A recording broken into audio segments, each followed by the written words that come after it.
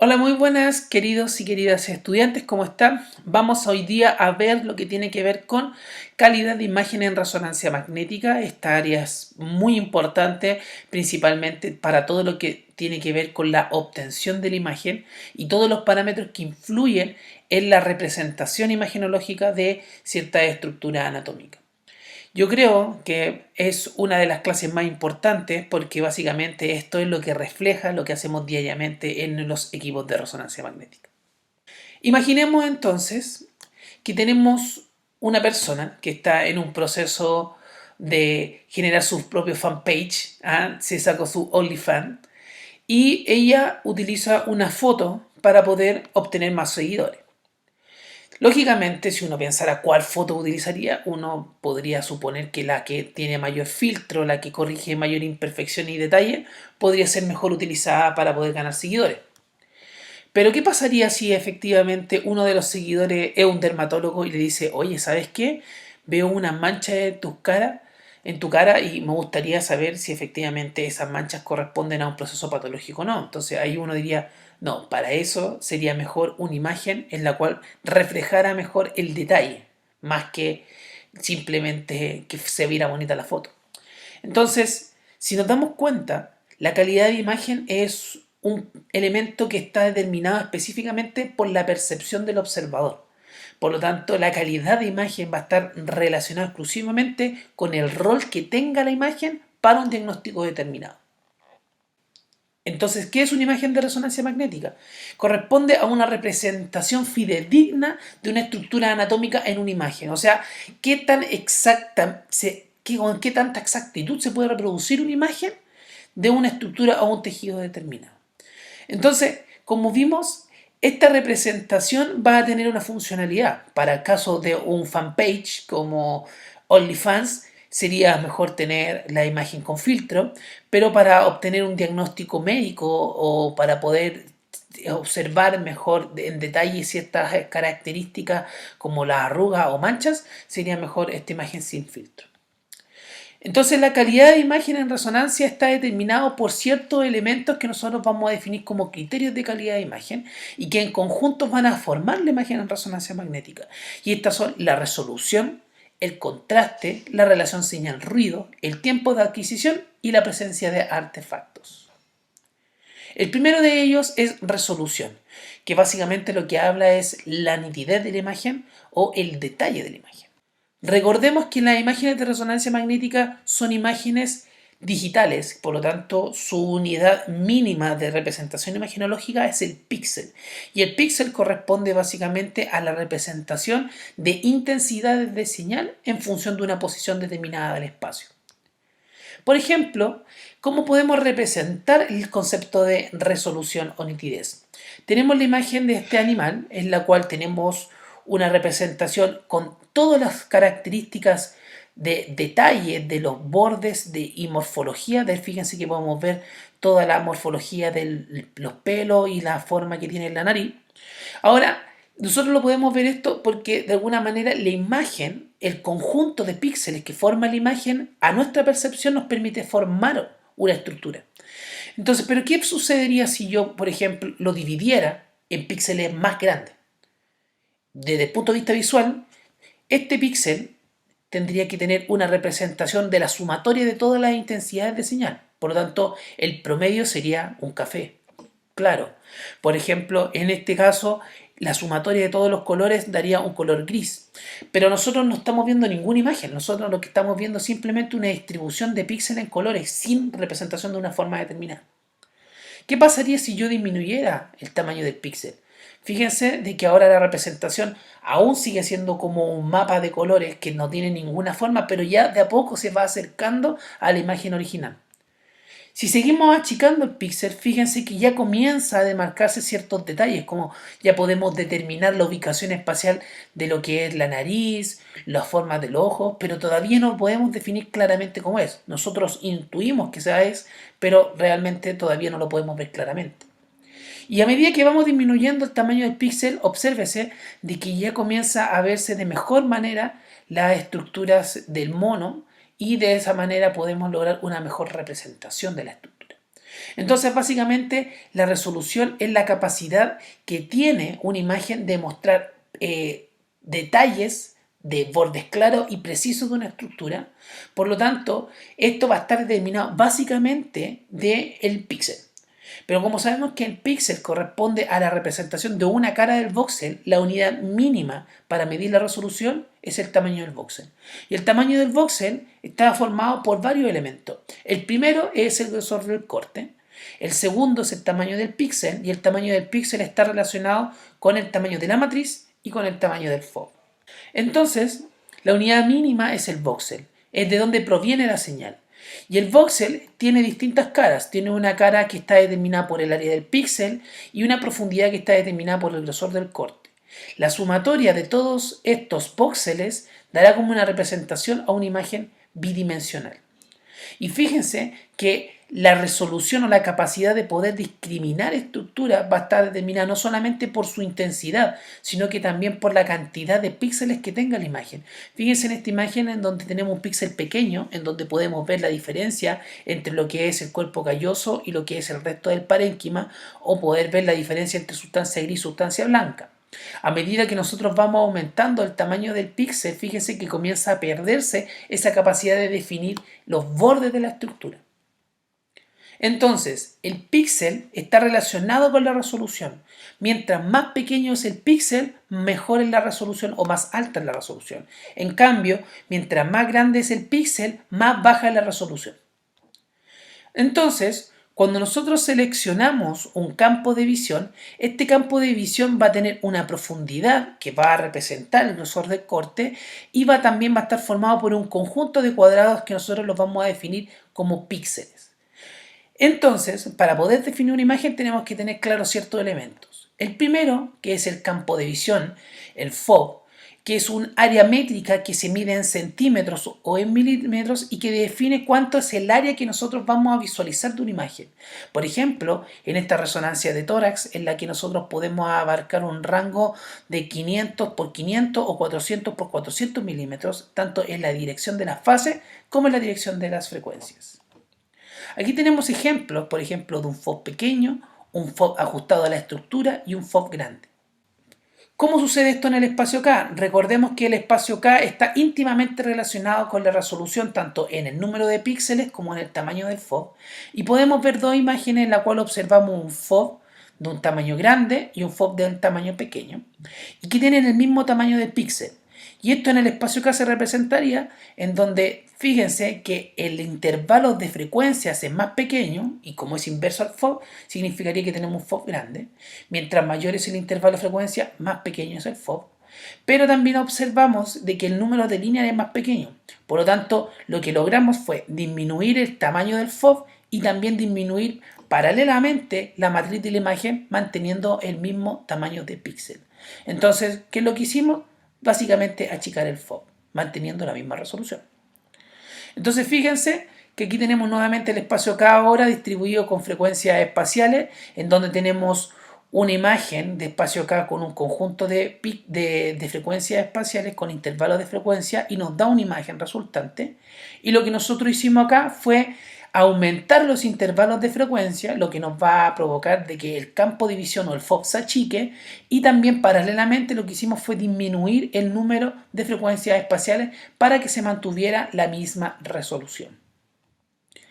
Otro elemento que influye en el tamaño del píxel es la matriz, y la matriz corresponde básicamente al número de píxeles que existen en la dirección de la fase y la frecuencia, definido como la dim phase, de dimensión Image Matrix en la dirección de la fase, o la dimensión de la imagen en la matriz de la frecuencia. Fíjense que aquí tenemos dos matrices, una matriz pequeña y una matriz grande. Matriz pequeña se hace referencia a que tiene menor número de píxeles. Aquí tenemos del 1, 2, 3, 4, 5, 6, 7 píxeles. En cambio acá tenemos más de 7. Entonces aquí tenemos una matriz grande y aquí tenemos una matriz pequeña. ¿Y cómo nosotros podemos verlo eso en el espacio K? Fíjense que ahora tenemos los mismos campos de visión, tenemos los mismos intervalos de frecuencia, pero lo que hicimos ahora fue agregar número de líneas del espacio K, y al agregar número de líneas del espacio K, lo que estamos haciendo es agregar número de píxeles. Por lo tanto, como mantuvimos el FOV constante y aumentamos el número de píxeles, lo que pasó fue que básicamente aumentamos la matriz y eso trajo consigo que se redujera el tamaño del píxel. Aquí tenemos lo mismo, fíjense, ahora tenemos dos espacios K con los mismos intervalos de frecuencia espaciales, por lo tanto tienen el mismo tamaño del FOV, pero la diferencia está en que se redujo el número de frecuencias espaciales, lo que trae como consecuencia disminuir la matriz de la imagen y por lo tanto al disminuir la matriz de la imagen con un FOV constante vamos a tener un tamaño de píxel más grande. Por lo tanto, aquí la regla general es simple.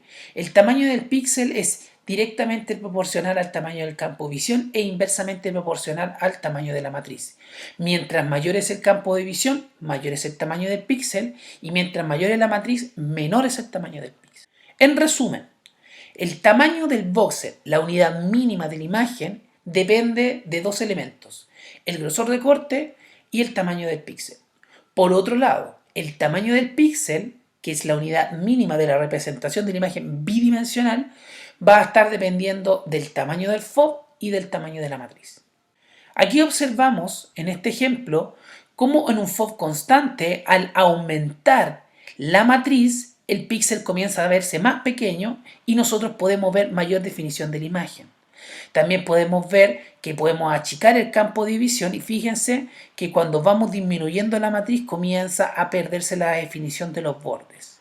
Eso muestra entonces que el píxel se relaciona entre el campo de visión y la matriz de la imagen. El contraste de la imagen vamos a explicarlo de la siguiente manera. Imagínense que nosotros tenemos dos estructuras, una estructura negra y una estructura blanca, y que debido a que existe una alta escala de grises, nosotros no podemos definir cuál es el punto que las separa. ¿Por qué? Porque existe un rango de colores en las cuales el ojo no es capaz de percibir cuál es la diferencia. Ahora, esto es importante porque el ojo tiene hasta cierto límite de resolución para poder diferenciar colores contiguos. Y eso es lo que nosotros definimos como la capacidad de resolución de contraste o el contraste de la imagen. Imaginemos, fíjense, que tenemos nuevamente esta escala de grises con 128 escalas de grises.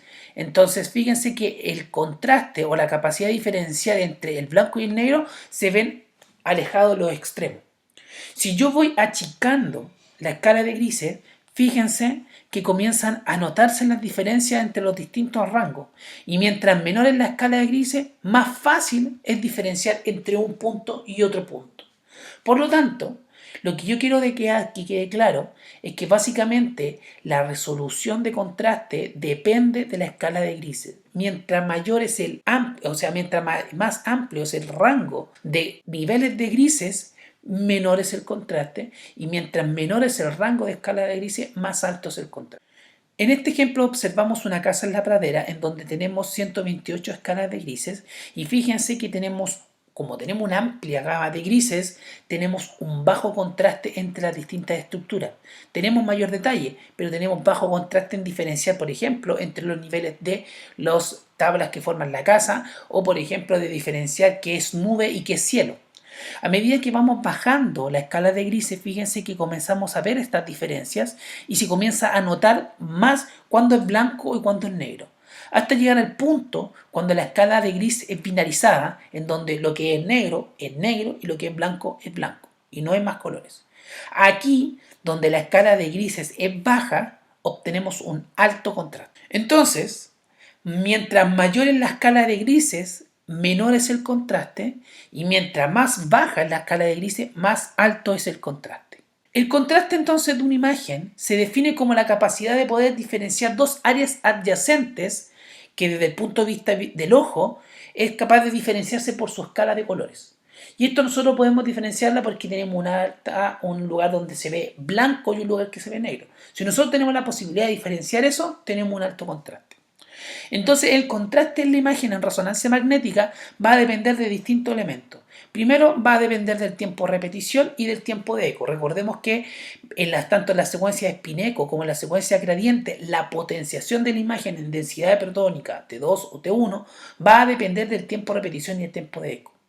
También el tiempo de inversión nos sirve para poder diferenciar entre lo que es, por ejemplo, la saturación de la grasa o la saturación del líquido cefalorraquídeo, o la capacidad de poder aumentar el contraste entre lo que es sustancia gris con sustancia blanca.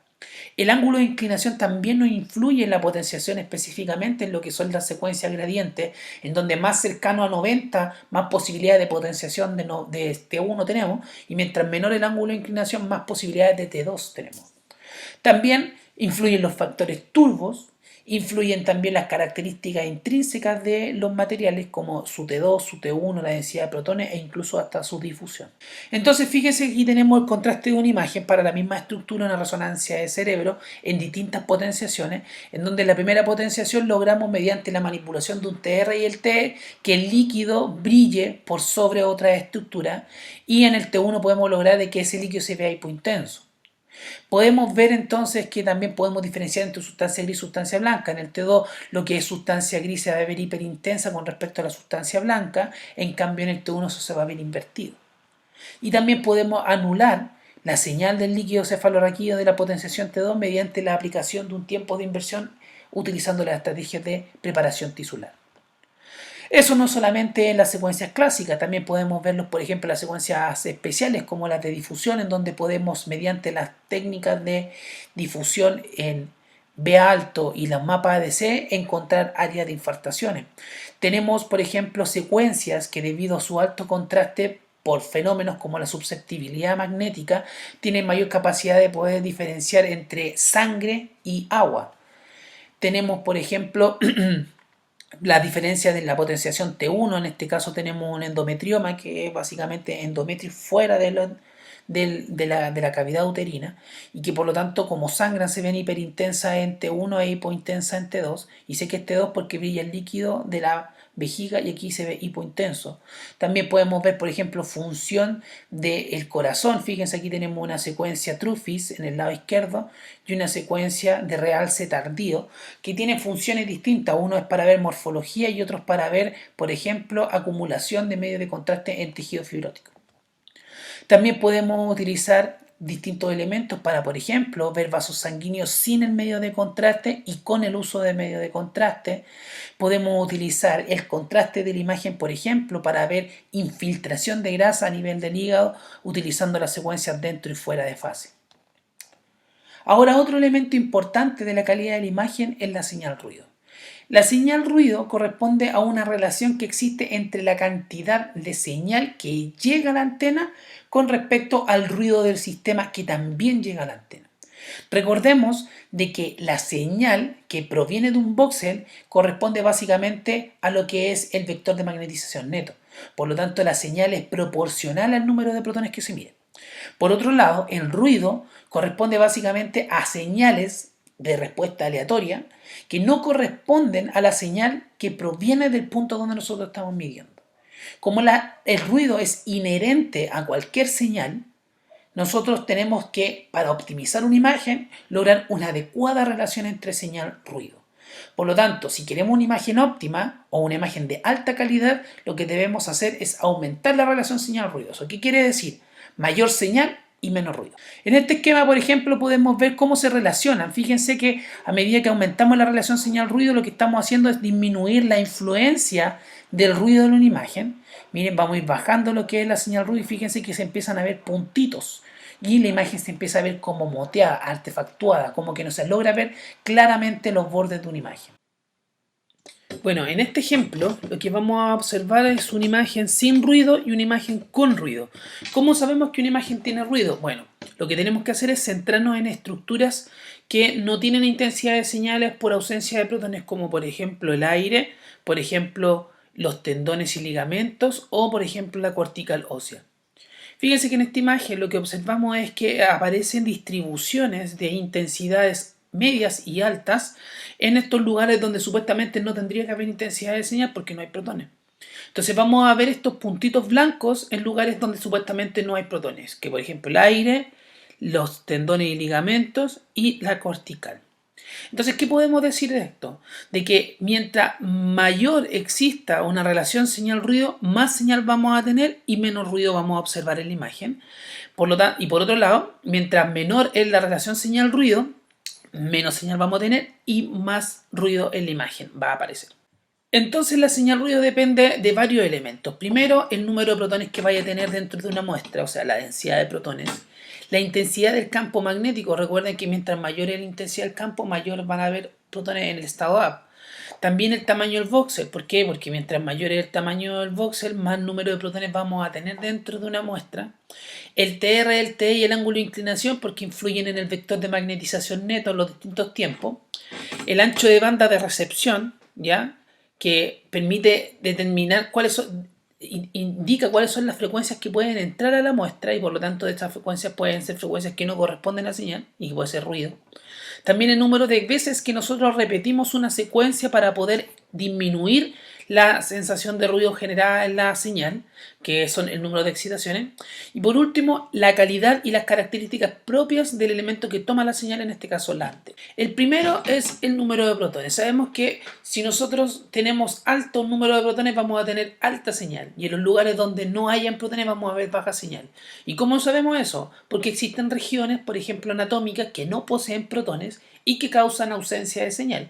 Y eso, por ejemplo, va a determinar de que los lugares donde no hayan protones se vean sin señal, como por ejemplo la diferencia entre lo que es ligamento y agua o por ejemplo lo que es la cortical ósea con respecto al hueso medular o la red trabecular que se ve en estas líneas negras. El otro elemento que influye es en la intensidad de campo magnético. Recordemos que según el efecto de Zeeman, mientras mayor es el campo magnético, mayor va a ser la orientación de los protones en estado up. ¿Ya? ¿Por qué? Porque la intensidad del campo magnético es mayor a la fuerza generada por los protones. Entonces, ¿qué va a lograr? Mientras mayor es el campo magnético, mayor van a ser los protones que estén en estado up, y al estar mayor número de protones en estado up, vamos a tener mayor vector de magnetización neto. Y eso va a transferirse de que vamos a tener mayor señal en un imagen. Otro elemento que influye, habíamos indicado que era el tamaño del voxel. Ya recuerden de que el voxel es básicamente la caja donde nosotros vamos a tomar una muestra. Entonces, mientras mayor es esta caja, mayor número de elementos van a entrar de esto y por lo tanto eso va a provocar que tengamos mayor señal. Entonces hay que recordar todos los elementos que influyen en el tamaño del voxel, porque ahora fíjense que el voxel apareció de nuevo. No solamente influye en lo que es la resolución espacial, sino que también influye en lo que es la señal ruido. Y aquí ocurre algo mágico porque cuando nosotros teníamos un voxel pequeño en una resolución, teníamos una alta resolución, entonces nosotros queríamos tener un voxel pequeño para poder tener una mejor calidad de imagen. Pero en el caso de la señal ruido eso ocurre lo contrario. Mientras más pequeño el voxel, menor es la señal. Por tanto, ahí tenemos una dicotomía de que cuando queramos obtener una imagen de alta calidad resolutiva, vamos a perder mucho ruido. Y vamos a tener que utilizar otros elementos para poder compensar esa señal ruido perdida por el tamaño del voxel. En este ejemplo vemos que tenemos un campo de visión con un grosor de corte de 3 milímetros versus el mismo campo de visión pero con un grosor de corte de 10. Fíjense que para el grosor de corte de 3 tenemos el 100% y cuando nosotros aumentamos el grosor de corte a 10, eso se multiplica entonces por 10 y nos da un factor de 333. Por lo tanto, la relación entre la señal al ruido y el grosor de corte es directamente proporcional. Mientras mayor el grosor de corte, mayor señal ruido.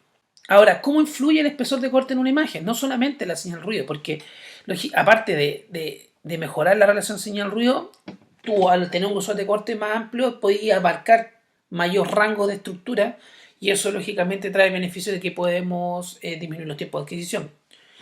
Pero ¿cuál es la desventaja? La desventaja primero es que disminuye la resolución espacial. Acuérdense que mientras más grande es el voxel, menos resolución espacial. También genera este fenómeno de lo que es el artefacto de volumen parcial, que ya vamos a ver, que es cuando tú tienes un grosor de corte muy amplio, hay estructuras que se meten dentro y tú no las puedes diferenciar. Entonces, eso es un problema desde el punto de vista de la resolución de la imagen. Y por último, cuando nosotros incrementamos el grosor del corte, tenemos mayores posibilidades de detectar artefactos de susceptibilidad magnética que se ven mejor representados, o sea, se ven más representados en una imagen. El otro parámetro que influye es el FOV. Recordemos que cuando nosotros aumentamos el FOV a una matriz constante, lo que pasa es que aumentamos el tamaño del píxel. Por lo tanto, al aumentar el tamaño del píxel, aumenta la señal. Y entonces eso nos trae como resultado de que el FOV es directamente proporcional a la señal ruido. Mientras mayor es el tamaño del FOV, mayor es la relación señal-ruido. ¿Cuáles son las ventajas de tener entonces mayor FOV? Es que mejora la relación señal-ruido y segundo, permite abarcar mayor área de estructura, evitando lo que habíamos definido como el artefacto de aliasing. ¿Y cuáles son las desventajas? Bueno, va a aumentar el FOV a matriz constante, FOV píxel más grande. Y eso también provoca de que perdamos resolución espacial. El otro elemento que influye es la matriz. Y fíjense que aquí cuando nosotros aumentamos la matriz vamos a asumir que el campo de visión es constante. Y por lo tanto cuando aumenta el número de la matriz se hace más pequeño el píxel y eso provoca que exista menor señal. Como esto está en dos dimensiones, vamos a relacionar la señal como inversa a la matriz. O sea, mientras mayor es el tamaño de la matriz, menor es la relación señal-ruido. ¿Cuáles son las ventajas? La ventaja es que si tú aumentáis la matriz tenéis mayor resolución porque el píxel es más pequeño. ¿Cuál es el problema de esto? Es que, bueno, al hacer el píxel un poquito más pequeño, tú podés reducir los artefactos de susceptibilidad entre tejidos continuos, ¿cachai? Entonces, por ejemplo, si tenía un elemento con susceptibilidad, mientras más pequeño lo así, tú podés corregir esa. Y ¿cuál es la desventaja? La desventaja es hacer el píxel más pequeño, menor relación señal-ruido, y para poder compensarlo, nosotros tendríamos que hacer una serie de elementos que permitan aumentar la señal-ruido. Y por otro lado, al aumentar la matriz, también aumenta la dim phase. Y al aumentar la dim phase, aumenta el número de líneas del espacio K. Y al aumentar el número de líneas del espacio K, aumenta el tiempo de adquisición. Ahora lo que vamos a ver es que, por ejemplo, si aumentamos el tamaño de la intensidad del campo magnético, aumenta la relación señal-ruido. Si aumentamos el grosor de corte, aumenta la señal-ruido, pero disminuye la resolución porque aumenta, ¿cierto?, el tamaño del voxel. Si disminuimos la matriz, aumenta el tamaño del voxel, aumenta la relación señal-ruido. Y si disminuimos el campo de visión, vamos a ir disminuyendo el tamaño del píxel, por lo tanto va a ir disminuyendo la relación señal-ruido. Y si hacemos el voxel más pequeñito, más pequeñito, más pequeñito, menor es la relación señal-ruido. Mientras mayor es el tamaño del voxel, mayor es el volumen adquirido y por lo tanto mayor es la señal. Mientras más pequeño es el volumen que nosotros vamos a tomar, menor va a ser la relación señal-ruido. O sea, mientras más chico el píxel y mientras menor el grosor de corte, menor relación señal-ruido. Otro elemento que influye es el ángulo de inclinación. Recuerden de que el ángulo de inclinación va a también influir en el valor de la intensidad en el componente transversal y eso trae consigo de que influye en la señal resultante. Por lo tanto, mientras más cercano es el pulso de 90 al plano transversal, mayor es la relación señal-ruido. Otro elemento que influye dentro de la relación señal-ruido es el tiempo de recuperación, que básicamente medía el tiempo que se recuperaba el vector de magnetización longitudinal. Por lo tanto, si nosotros le damos un tiempo suficientemente largo para que el vector de magnetización longitudinal se recupere completamente, vamos a tener mayor representación del componente transversal y eso trae consigo que vamos a tener mayor señal. Por lo tanto, mientras mayor el TR, mayor es la señal. Y de hecho eso lo podemos ver en este modelo. Si este número aumenta, este valor es más pequeñito y al ser más pequeñito, por lo tanto, este valor resultante va a ser más grande. O sea, mientras mayor es el TR, mayor es el vector de magnetización. Otro elemento que influye es el tiempo de eco. Recuerden que cuando nosotros tomamos el eco es el momento de la señal que estamos tomando la muestra. Por lo tanto, si yo tomo una señal aquí, voy a tener una señal alta, pero si la tomo al final, esta señal comienza a disminuir. Por lo tanto, mientras mayor es el tiempo de eco, mayor es el paso de tiempo para tomar la señal va decreciendo. Por lo tanto, si tomo la señal un poquito después, ¿cierto? La señal es más baja. Por lo tanto, tiene una relación inversa. Y el ancho de banda básicamente va a definir el rango de frecuencias que nosotros vamos a permitir que entre. Imaginemos este gráfico. Si nosotros tenemos un rango de frecuencias, las que están asociadas tanto a la señal como a lo que son el ruido, nosotros tendríamos que tratar de tomar la menor cantidad de ruido. Entonces, ¿qué es lo que hacemos? Ajustamos la señal, definimos un rango de frecuencias que va a ser nuestra señal y lo que hacemos es disminuir el ancho de banda para que este ruido que está en estos momentos dentro del ancho de banda de recepción sean eliminados. Entonces, como existe una relación también inversa con respecto a la relación señal-ruido, mientras mayor es el ancho de banda, mayor es el número de ruido que entra en la imagen y por lo tanto la relación señal-ruido es más baja. O sea, se mantiene constante la señal, pero entra más ruido. Y eso lo podemos ver acá, fíjense. Cuando nosotros aumentamos el ancho de banda, fíjense qué va pasando con la relación señal-ruido. Comienza a disminuir. Y lógicamente otra cosa que pasaba, que el ancho de banda era inverso al tiempo. Por lo tanto, mientras menor era el ancho de banda, también era mayor el tiempo de sampleo. Entonces, quédense con esta idea. Mientras mayor el ancho de banda, menos relación señal-ruido. Por otro lado, también tenemos las técnicas de aumento de señal mediante el número de excitaciones o número de imágenes que nosotros adquirimos. Por ejemplo, yo puedo formar mi primera imagen en 1 minuto y va a estar con ruido. Yo puedo tomar otra imagen con las mismas características y después, mediante un truco en el espacio K, yo puedo juntar las imágenes y hacer una representación sumatoria de ambas, ¿cachai? Como un promedio de características. Entonces yo junto estas dos colecciones y formo una imagen resultante. Ahora, lo que va a suceder es que va a aumentar la señal, ¿cierto? En función de la raíz cuadrada del número de excitaciones. Y el otro tema es que va a aumentar la señal, o sea, el tiempo de adquisición. ¿Por qué? Porque si esta valía 1 minuto y esta valía 1 minuto, entonces vamos a necesitar 2 minutos para poder tomar esta imagen resultante. Por lo tanto, también aquí aparece de que el número de excitación influye en el tiempo de adquisición. Fíjense qué es lo que pasa. A medida que yo voy aumentando el número de excitaciones, aumenta proporcionalmente la señal y el ruido comienza a decrecer de manera exponencial. Por lo tanto, cuando lleguemos a una señal ruido de 10, lo que nosotros hicimos fue básicamente aumentar la relación señal-ruido a un 3,2%. Entonces, otro elemento que influye en la señal-ruido es la antena receptora. Más adelante veremos lo que son, cómo se constituyen las antenas receptoras, pero no todas las antenas son iguales. Hay antenas que tienen mayores perfiles de sensibilidad, tienen mayores elementos de calidad de señales, tienen, por ejemplo, mayor número de elementos, mayor número de canales, y todos esos elementos propios de la antena al final terminan influyendo en la señal que tú vas a tomar. Por lo tanto, la antena también es un elemento que influye directamente a la señal ruido, mientras, por ejemplo, más dedicada es la bobina o la antena, mayor es la relación señal-ruido. Pero también está relacionada con el tamaño. Por ejemplo, si nosotros comparáramos la señal tomada por la bobina madre generada por el equipo, va a ser mucho más baja que de una bobina especializada, por ejemplo, en el caso de cerebro. ¿Por qué? Porque va a estar más cercano a la estructura que estamos midiendo y por lo tanto la intensidad de señal que vamos a medir va a ser más alta y el ruido del sistema va a ser más bajo. ¿Por qué? Porque no está influyendo todos los elementos que están dentro del resonador.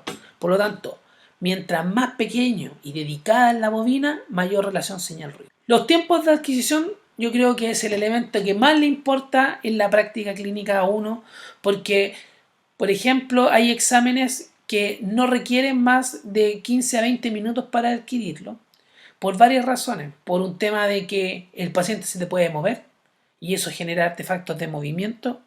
Eso aumenta los costos del resonador, porque eso significa que ahora tus estudios dentro del día vaya a poder hacer unas 10 resonancias si tenéis 1 hora por cada examen. En cambio, si tenéis cada 30 minutos de exámenes, vais a tener el doble de pacientes. Entonces, eso al final del día, si le ponemos un valor económico, es harta la diferencia. Por lo tanto, los tiempos de adquisición es uno de los elementos más requeridos dentro del funcionamiento de la resonancia magnética en el mercado de la salud.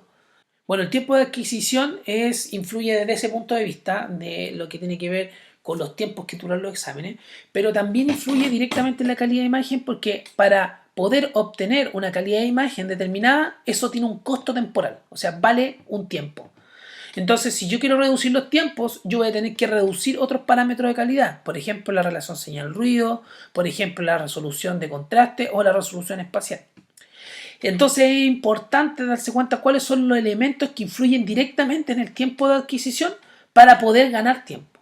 Y esos son 3 elementos. El primero es el tiempo de repetición. Recuerden que es el tiempo que dura la secuencia. Mientras mayor es el tiempo que dura la secuencia, más larga es el tiempo de adquisición. Por otro lado, el número de codificaciones de fase.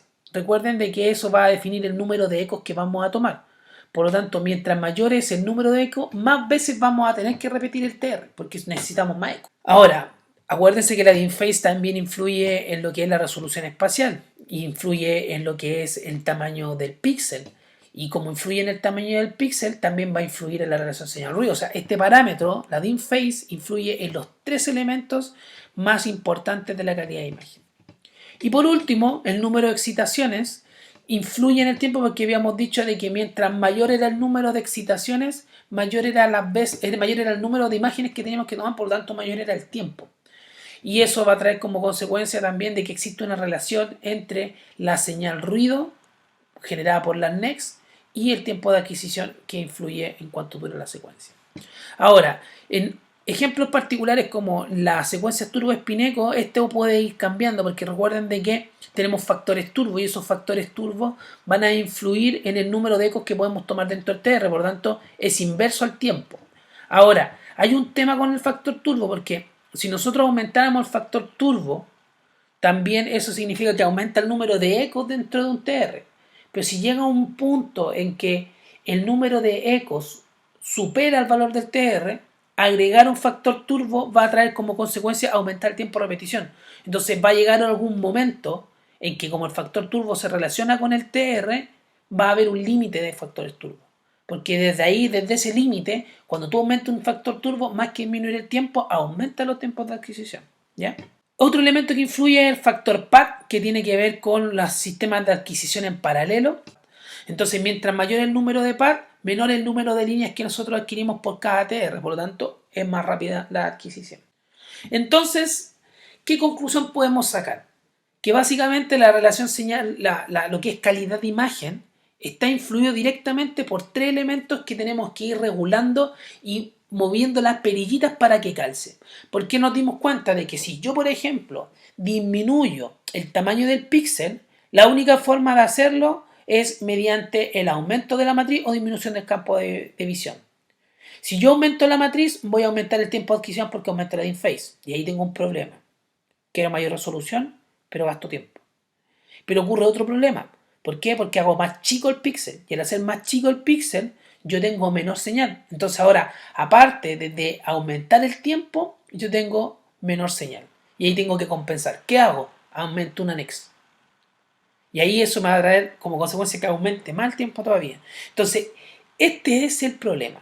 El problema es que el tiempo de adquisición, la resolución de la imagen y la relación señal-ruido están interconectadas. Si yo quiero lograr mejor una cosa, voy a tener que perder la otra. Entonces, ahora, para poder jugar con eso, es lo que nosotros tenemos que entender por calidad de imagen.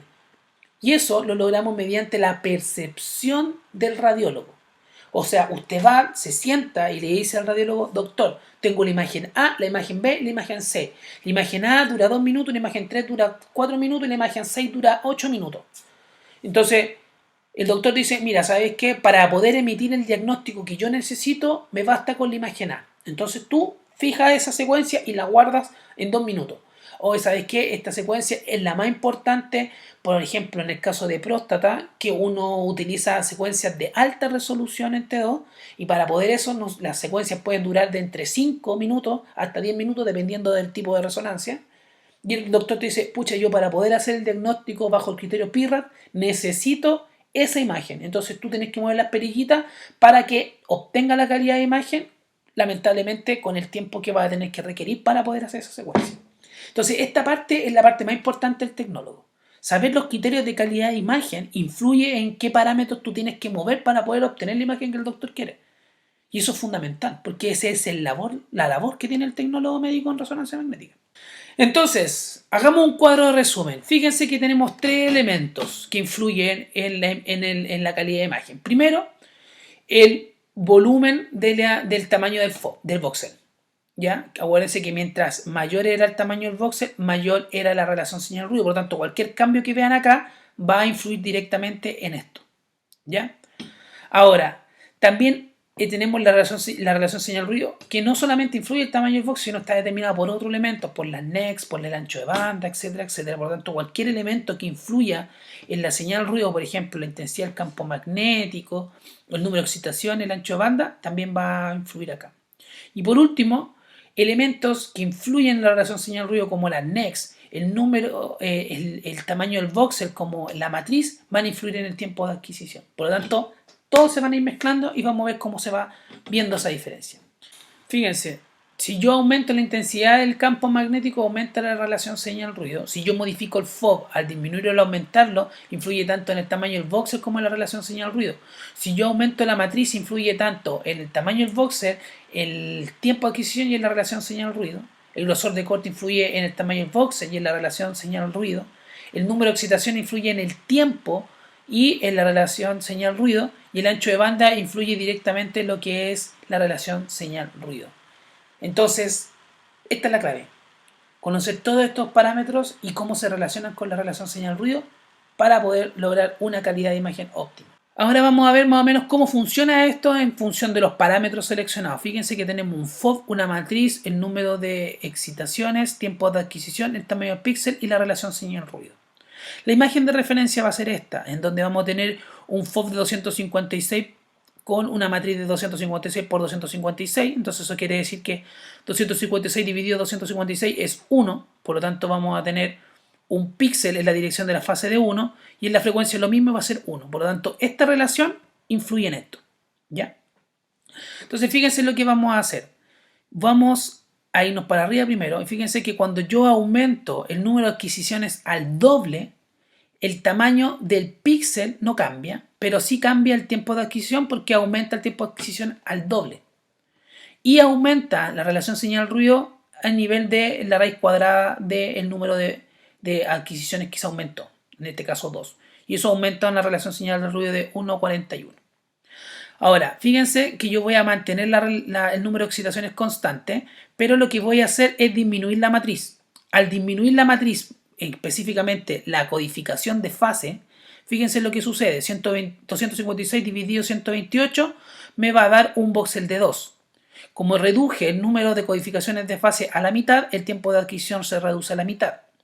Como nosotros reducimos esto a la mitad, lo que pasó entonces fue que al disminuir a la mitad,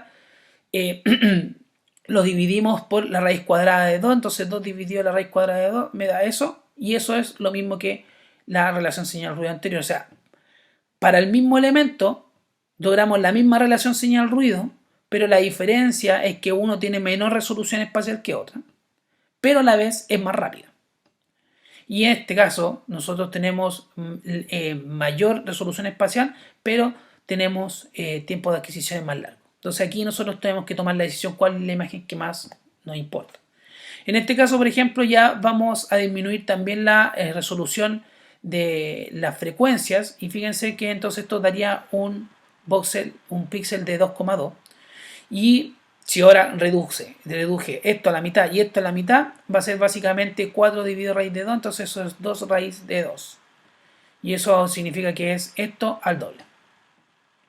Y si yo aumento manteniendo la misma matriz, las mismas adquisiciones y el tiempo de adquisición va a ser constante, entonces, si yo aumento el FOV, lo que pasa es que aumenta el tamaño del voxel y al aumentar el tamaño del voxel se aumenta, ¿cierto?, proporcionalmente la relación señal-ruido y también disminuye la resolución espacial.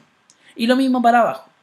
Fíjense que ahora lo que vamos a hacer es disminuir el número de adquisiciones y al disminuir el número de adquisiciones redujimos el tiempo a la mitad y eso también disminuye la relación señal-ruido. Si yo, por ejemplo, ahora tengo 256 y aumento la matriz, el píxel se va a hacer más pequeñito y al hacerse más pequeño la relación señal-ruido es menor.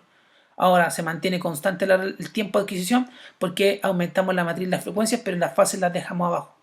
Ahora, si yo aumento tanto la matriz de fase como de frecuencia, el píxel tanto de fase como de frecuencia van a disminuir a la mitad, pero no solamente va a disminuir la relación señal-ruido, sino que va a aumentar el tiempo de adquisición porque aumentamos al doble el número de filas del espacio acá. Y por último, si yo mantengo constante el tamaño del píxel y yo disminuyo el tamaño del FOV, eso va a disminuir el tamaño del píxel y eso trae como consecuencia que disminuye la relación señal-ruido. Este cuadro resume todo lo que nosotros podemos mover básicamente en resonancia magnética para obtener una imagen determinada. Estos son como los botones básicos que uno mueve. ¿Cachai? Estos botoncitos. El FOV, la matriz, el número de Next. Y eso van a influir en el tiempo de adquisición, en el tamaño del píxel y en la relación señal-ruido. Entonces, como resumen, ¿cómo se relaciona el FOV con la resolución espacial? Primero recordemos que el FOV es inverso a las frecuencias, al intervalo de frecuencias del espacio K. Que el tamaño del píxel va a estar relacionado con el número de frecuencias espaciales en una dirección, tanto para X como para Y. El tamaño del píxel es directamente proporcional al tamaño del FOV, mientras mayor el FOV, mayor el tamaño del píxel, y el píxel es inversamente proporcional al tamaño de la matriz, mientras mayor es el tamaño de la matriz, menor es el tamaño del píxel, y que el voxel, que es la sumatoria de píxeles, va a depender de el grosor de corte y el tamaño del píxel en las dos dimensiones. Ahora, la relación señal-ruido va a depender primero del volumen. Mientras mayor es el volumen, mayor es la relación señal-ruido. Mientras mayor es el tamaño de la matriz, aquí tiene un menos, por lo tanto esto es 1 partido el tamaño de la matriz. Mientras mayor el tamaño de la matriz, menor es la relación señal-ruido. Mientras mayor, esto es Hall-Fourier, mientras mayor es el número de Hall-Fourier o menor el número de líneas del espacio que llenamos, menor va a ser la relación señal-ruido. Mientras mayor el grosor de corte, mayor es la relación señal-ruido. Mientras mayor es el tamaño del FOV, mayor es la relación señal-ruido. Mientras mayor es el número de NEX, mayor es la señal y proporcionalmente también va a aumentar el ruido, pero el ruido va a aumentar en función de una raíz cuadrada, por lo tanto, sumando y restando, mientras mayor es el número de medidas o número de excitaciones, mayor es la relación señal-ruido. Y también mientras mayor el número de codificaciones de fase, menor es el tiempo de adquisición, pero aumenta paralelamente en función de la raíz cuadrada. Y con respecto a los tiempos de adquisición, el tamaño de la matriz es inverso, mientras mayor, o sea, es directo, mientras mayor es el tamaño de la matriz, mayor es el tiempo de adquisición. Cuando nosotros utilizamos FOV rectangular, mientras mayor es la reducción del FOV, ¿cierto? Menor es el tiempo de excitación, por lo tanto, como el FOV está en función del tiempo, si nosotros ocupamos el 100% del FOV de fase, mayor es el tiempo de adquisición. Cuando nosotros hacemos Hall-Fourier, eso disminuye el tiempo de adquisición y también el tiempo de adquisición va a estar determinado por el número de codificaciones de fase, por el tiempo de repetición y el número de adquisiciones.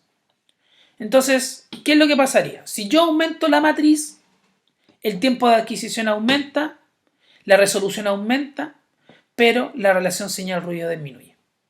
Si yo aumento el campo de visión, el tiempo de adquisición no influye, acuérdense que no tiene que ver con tiempo, pero al aumentar el tamaño del FOV disminuye la relación señal, la resolución, porque aumenta el tamaño del píxel, y al aumentar el tamaño del píxel aumenta la relación señal-ruido. Si yo aumento el grosor de corte, el tiempo de adquisición se mantiene constante, porque no influye en el tiempo, pero sí disminuye la resolución porque la caja se hace más grande, y al hacerse más grande la caja, aumenta la relación señal-ruido. Con respecto al ancho de banda, si yo aumento el ancho de banda, el tiempo de adquisición va a influir, pero indirectamente. ¿Por qué? Porque si yo aumento el ancho de banda, lo que sucede es que se disminuye el tiempo de muestreo. Y por lo tanto, como disminuye el tiempo de muestreo, que es el tiempo que permanece abierta la antena, nosotros podemos reducir el TR. Entonces es relativo. Si yo aumento el ancho de banda, puedo reducir el TR. No influye en la resolución porque no determina el tamaño del píxel, pero sí que cuando yo aumento el ancho de banda permito que entre mayor ruido al sistema y por lo tanto la relación señal-ruido disminuye. Si yo aumento el número de excitaciones, eso va a influir directamente en el tiempo y en la relación señal-ruido. Ambos aumentan, tanto en el tiempo como en la relación señal-ruido. No influye en la resolución. El phase oversampling, que es el sobremuestreo de la dirección de las fases, al aumentar, acuérdense que cuando nosotros hacíamos el phase oversampling, nosotros lo que hacíamos era aumentar el FOV en la dirección de las fases, consecuente al aumento del número de líneas del espacio acá en esa dirección. Por lo tanto, al aumentar el número de phase oversampling, eso aumenta el tiempo de adquisición porque tenemos mayor número de líneas del espacio acá, pero también tenemos mayor información. Por lo tanto, también, y esto es súper importante, que cuando nosotros aumentamos el sobremuestreo de las fases, aumenta el tiempo, pero también aumenta la relación señal-ruido. Si nosotros aplicamos FOV rectangular, o sea, mientras más pequeño es el FOV rectangular, menor el tiempo de adquisición porque nosotros tenemos que tener menor número de líneas del espacio acá. Se mantiene la resolución constante, pero la relación señal-ruido disminuye porque disminuimos el número de filas del espacio acá que estamos adquiriendo. El factor PAT, que es el número de veces que adquirimos paralela a la señal, mientras mayor el número PAT, o sea, mientras más dividido esté el espacio acá, menor el tiempo de adquisición porque llenamos varias líneas del espacio acá de manera paralela, pero estamos leyendo menos información, por lo tanto tenemos menor relación señal-ruido. Y por último, cuando nosotros aplicamos la porción parcial Fourier, llenamos menos número de líneas del espacio acá, parece que llenamos menos líneas, pero sintetizamos el porcentaje que no adquirimos. Entonces, mientras mayor el parcial Fourier, menor el tiempo de adquisición, pero también disminuye la relación señal-ruido. Ya, entonces, ahora, ¿cuáles son los parámetros que nosotros manipulamos generalmente cuando trabajamos en resonancia? Primero tenemos que acordarnos que existe el triángulo de las Bermudas. Tiempo de adquisición, tamaño del voxel y relación señal-ruido. Todos los elementos que vamos a manipular van a influir directamente o indirectamente en la relación señal-ruido, en el tiempo de adquisición y en el tamaño del voxel. Ahora, por ejemplo, el primer elemento que influye en el tiempo de adquisición es el TR. Acuérdense que mientras mayor el TR, mayor el tiempo de adquisición. Pero el TR no solamente influye en eso, también influye indirectamente en la relación señal-ruido, que no va a aparecer como un parámetro de relación señal-ruido, pero influye de manera indirecta, pero influye. Y también influye en lo que es la potenciación de la imagen, o sea, influye en el contraste de la imagen. Ahora, el TR también está relacionado con el número de corte máximo que te permite, acuérdense de la estrategia de adquisición multicorte. Entonces, para este TR, por ejemplo, de 4710, tiene un número de corte máximo de 40. Si yo quisiera ahora aumentar el número de cortes sin variar el TR, yo tendría que aplicar una concatenación, o sea, dividir la secuencia en dos. ¿Ya? También existen otros elementos que influyen, pero no directamente en lo que es el tiempo de adquisición, influye poquito en lo que es la relación señal-ruido, aunque no te sale especificado en el equipo, así como usted redució el TR, disminuyó tanto la relación señal-ruido. No, eso no sucede.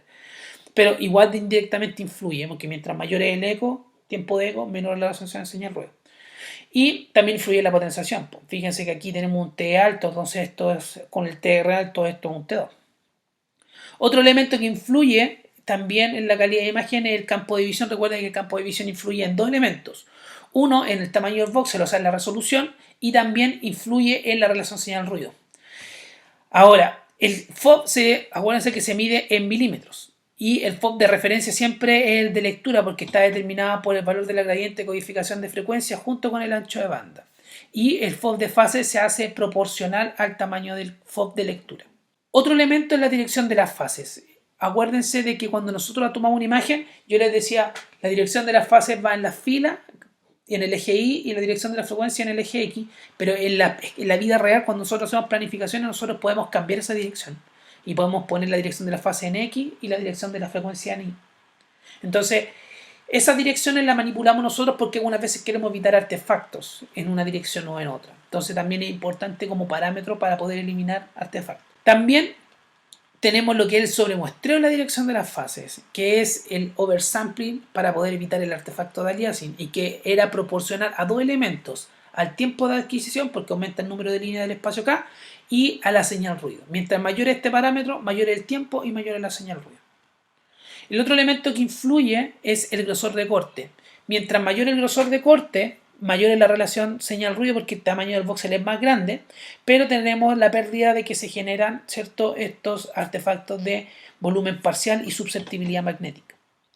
También tenemos el factor de distancia que no influye en nada, ni en tiempo, ni en resolución, ni en señal al ruido, pero sí influye en elementos como los artefactos de entrecruzamiento de cortes, ¿ya? O también podemos dejar estructuras sin evaluar por factores de distancia amplio. Entonces, este distance factor, o también llamado gap, también es un elemento de calidad de imagen que no aparece dentro de los criterios que nosotros habíamos definido, pero que sí influye. Otro elemento que influyen son las NEX y los promedios, que básicamente está relacionado con el número de veces que se repite la secuencia, por lo tanto, mayor número de NEX, mayor tiempo de adquisición y también mayor relación señal-ruido. También tenemos otros elementos que influyen más que en la calidad de imagen desde el punto de vista temporal o espacial, influyen en el contraste de la imagen. Aparte del TR y el TE, tenemos el tiempo de inversión o tiempo de preparación tisular. También tenemos el ángulo de inclinación, que también se relaciona, aparte de la potenciación de la imagen, influye también en la relación señal-ruido. Mientras mayor el ángulo de inclinación, mayor es la relación señal-ruido. También tenemos distintas técnicas de saturación, acuérdense, Spire, Speed, ¿cierto? Dixon, etc. La dim phase, que básicamente va a corresponder al número de píxeles en la dirección de la fase, en este caso va a corresponder al 60% de 384. Y eso no sé cuánto es eso. Pero lo importante es que esta dim phase va a decirte también el número de líneas del espacio K, por lo tanto está influido en tres elementos. Primero, en el tiempo de adquisición. Mientras mayor es la dim phase, mayor es el tiempo de adquisición. Segundo, mientras mayor es la dim phase, mayor es el número de la matriz, o sea, mayor es el número de píxeles en el FOV, por lo tanto influye en el tamaño del píxel. Mientras mayor es la dim phase, menor es el tamaño del píxel. Y por último, como el píxel es más pequeño, vamos a tener también una influencia en la relación señal-ruido. Mientras mayor es la dim phase, menor es la relación señal-ruido. Otro elemento que influye es la dim frequency, o sea, el número de píxeles en la dirección de la frecuencia. Aquí solamente influye en el tamaño del voxel y en la relación señal-ruido. No influye en el tiempo de adquisición porque acuérdense que solamente la dim phase influye en el tiempo. Los sistemas de adquisición en paralelo, recuerden de que son directamente proporcionales a la señal en función del factor turbo, o sea, el factor de aceleración. Mientras mayor es el factor de aceleración, más rápida es la imagen, o sea, menor el tiempo de adquisición, pero disminuye la relación señal-ruido. También tenemos elementos como las bandas de saturación, que son elementos que me permiten en una imagen saturar una región determinada del espacio, ¿ya? Y que esto, mientras mayor es el número de bandas de saturación que nosotros aplicamos, mayor va a ser el TR, ¿ya? Por lo tanto, va a influir directamente en el tiempo. Mientras mayor es el número de bandas de saturación, más es el tiempo de adquisición. Otro elemento que influye es el ancho de banda de recepción. Recuerden que esto es inversamente proporcional a la señal. Mientras mayor es el ancho de banda, menor es la relación señal-ruido. Ahora también son súper útiles para los artefactos, principalmente influyen en el artefacto de desplazamiento químico y también puede permitir disminuir los artefactos de susceptibilidad magnética. Otro elemento también que influye son los ecos spacing o los espacios que existen entre los ecos en las secuencias turbo-spin-eco, que básicamente te determina el tiempo que existen entre los ecos y mientras mayor y esto influye después en el número de factores turbos que podemos tomar. Mientras mayor es el espacio entre los ecos, menor factores turbos podemos tomar. Y hablando de los factores turbo, ¿cierto? Estos se relacionaban inversamente con el tiempo. Mientras mayor era el factor turbo, menor era el tiempo de adquisición, hasta un cierto límite en el cual alcanzamos el máximo número de ecos posibles dentro de un TR.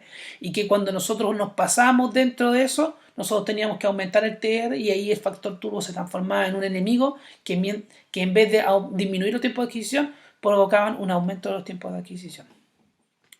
Y eso sería todo en la clase de hoy. Espero que hayan aprendido y cualquier duda, ustedes saben, pueden consultar directamente en el canal o pueden preguntar por Radiología para Estudiantes en Instagram. Saludos.